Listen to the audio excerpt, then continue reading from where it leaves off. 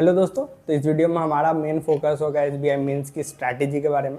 तो इस स्ट्रैटेजी को डिसाइड करने के लिए मैंने 3-4 साल के जो भी हमारे साथ जो भी लोग काम करते हैं उन सबसे मैंने बात की है और एक परफेक्ट स्ट्रैटेजी बनाने की कोशिश की है जो डेफिनेटली काम करेगी आपके लिए यदि आप उसे अच्छे से फॉलो करते हो।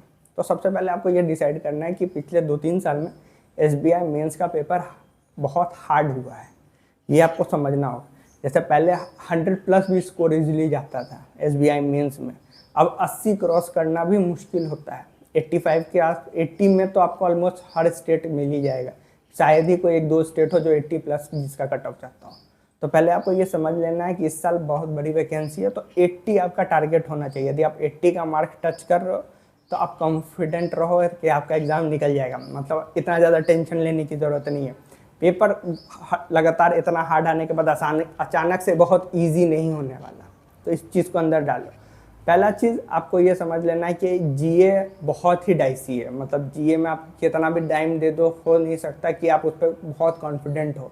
तो जीए किसी के लिए काम कर रहा है, किसी के लिए काम नहीं कर रहा है। जैसे मेरे जो एक दोस्त हैं उनसे मेरी बात हुई तो उन्होंने बताया कि उनके लिए जीए बहुत काम कर रहा था, उन्होंने बहुत अच्छा स्कोर भी किया जीए के लिए, पर वो लगातार जीए पढ़ते थे। यदि आप लगातार जीए पढ़ने वाले हैं तो अब डेफिनेटली आपके पे जीए आपके लिए बहुत अच्छा बेनिफिट काम करेगा, क्योंकि जीए हर किसी के लिए काम नहीं कर रहा। लास्ट टाइम मैं मैराथन देख के आप जीए में थोड़े बहुत स्कोर ला सकते हो, उसमें कुछ एक्स्ट्रा ऑर्डिनरी नहीं हो रहा, क्योंकि जीए बहुत ही अंदर से एकदम ही वो नहीं कहते हैं रीडिंग बिटवीन द लाइन्स वाला, तो वो वाले हाल है। जीए बहुत ज़्यादा टफ हो चुका है। तो जीए हमारा मेन गेम नहीं होगा, हमारा मेन गेम होगा रीजनिंग। रीजनिंग ऐसा एरिया है जो बहुत ज़्यादा चेंज नहीं हुआ है पिछले 3-4 साल में, और रीजनिंग अभी भी वही एरिया में रहा है जहाँ पे हम स्कोर कर सकते हैं। रीजनिंग पे हमारा मेन फोकस होगा, रीजनिंग के साथ ही हमें काम करना है, उस पर ज़्यादा से ज़्यादा स्कोर करने की कोशिश करना है। इसके लिए 2 पजल बनाने पे आप अपना काम कर लो और बाकी 1 लाइनर बनाना है। ज़्यादा बहुत सारे टाइप के पजल्स को टच मत करो कि हम ब्लड रिलेशन भी बना लेंगे, हम ये भी कर लेंगे, हम क्रिटिकल भी कर लेंगे, सारी चीज़ें नहीं करनी। मेन फोकस आपका होना चाहिए कि 2 पजल किसी तरह सॉल्व करना है। सिंपल, आप डिसाइड करो कि कौन से पजल है, आपका कौन सा एरिया स्ट्रॉन्ग है। सिंपल, जैसे मेरे लिए कोई और पजल ईजी होगा, आपके लिए कोई और पजल ईजी होगा। तो सबसे पहले यही डिसाइड कर लेना कि कौन सा पजल को सॉल्व करना है। ये 2 पजल आपको सॉल्व करना ही करना है। अब बाकी 1 लाइनर। अब सर भैया मान लो कि आपका पजल सॉल्व ही नहीं हो रहा। ये नहीं सर, पजल तो सॉल्व ही नहीं हो रहा भाई, मतलब कुछ और बता दो। तो पजल नहीं सॉल्व हो रहा है तो फिर आपको बाकी 3 नंबर वाले क्वेश्चंस में जाने पड़ेंगे, जैसे ब्लड रिलेशन हो गया, डायरेक्शंस हो गए, उन सब पे हाथ लगाना पड़ेगा, क्योंकि आपको वो कुछ 3-4-5 मार्क्स वाला एक जो स्ट्रॉन्ग पॉइंट है उसको सॉल्व करना पड़ेगा। 1 लाइनर से आप 10-12-15 नंबर तो चुरा लोगे, बाकी जो 10 नंबर है वो इसी तरह के क्वेश्चन से आएंगे। क्रिटिकल रीजनिंग डाइसी है, किसी के लिए काम करता है, किसी के लिए नहीं करता। आपको देख लेना है कि क्रिटिकल रीजनिंग आपके लिए कितना इजी है, कितना आप उसमें अच्छा परफॉर्म कर रहे हो, वो मॉक देख के आप पता लगा लोगे। तो मॉक टेस्ट देना है, आप सेक्शनल देना चाहो सेक्शनल भी दे सकते हो, कोई इशू नहीं है। पर आपको अब ये चीज़ अंदर में डाल लेना है कि हमको 2 ही सिर्फ पजल बनाने या 3 पजल नहीं बनाने में चले जाओ, क्योंकि जब आप बहुत ज़्यादा पजल बनाते हो तो उसमें फेलियर रेट बढ़ने का रिस्क है।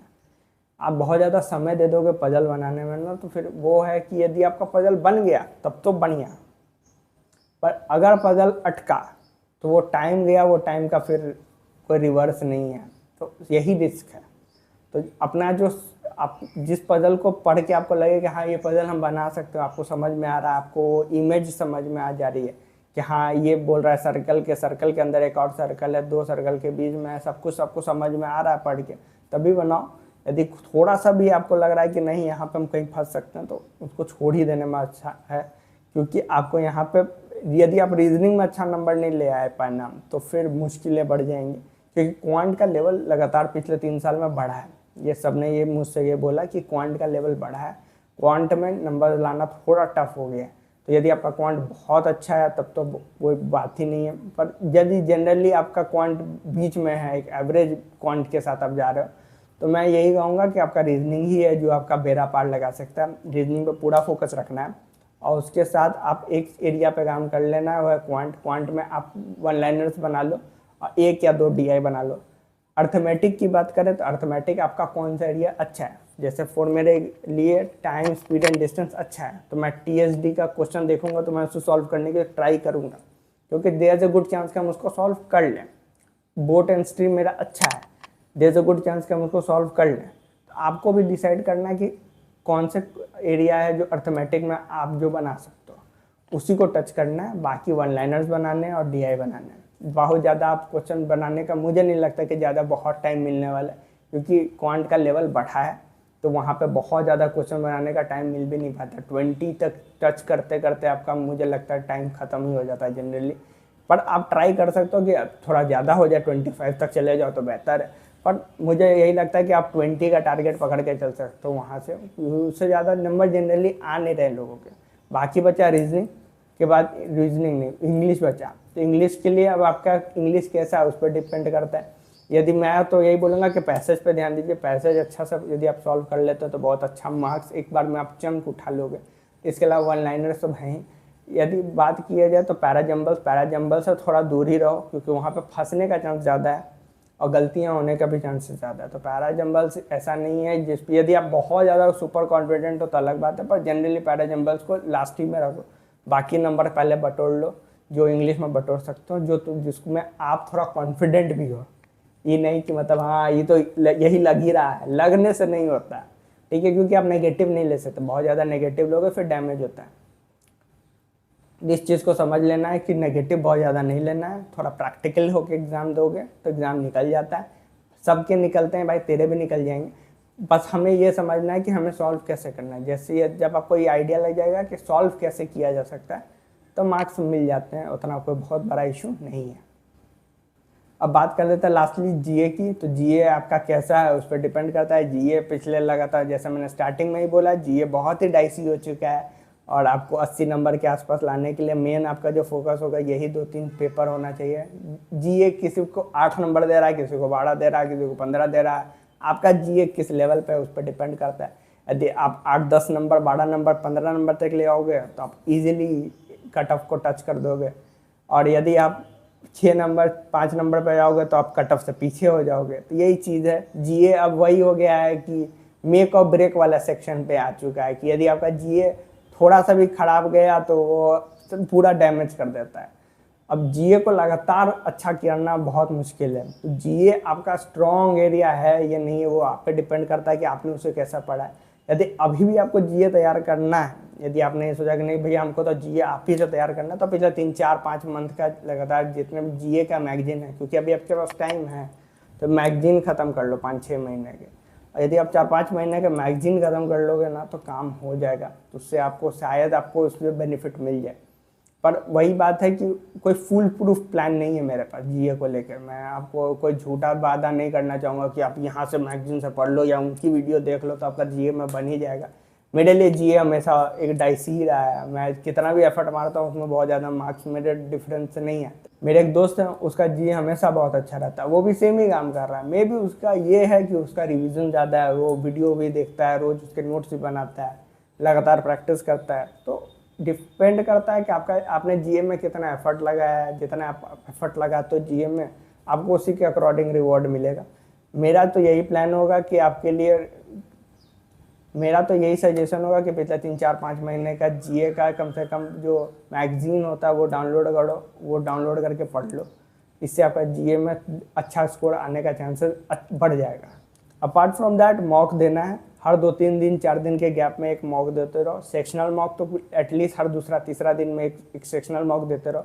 सेक्शनल मॉक आपको थोड़ा सा ये भी बता देता है कि आप कहाँ गलती कर रहे हो, यदि आपसे कौन क्वेश्चन बन रहा है, कहाँ ज़्यादा समय दे रहे हो। ज़्यादा समय जहाँ दे रहे हो वहाँ पे समय को कंट्रोल कर सकते हो।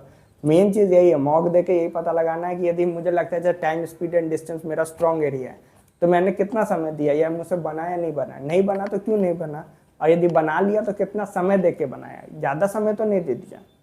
यदि कोई क्वेश्चन को मैंने 4 मिनट दे के बना दिया तो कोई पॉइंट नहीं है ना। आप सोचो ऐसे, तो उसमें काम करना है कि कहाँ गलती हुआ, कहाँ पे मेरा मिस्टेक हुआ, कहाँ हम ज़्यादा समय दे दिए। बस मॉक एनालिसिस यही है कि आप अपना गलती देखो, कहाँ गलती की, क्यों गलती हुआ, उस गलती को सुधारा जा सकता है क्या।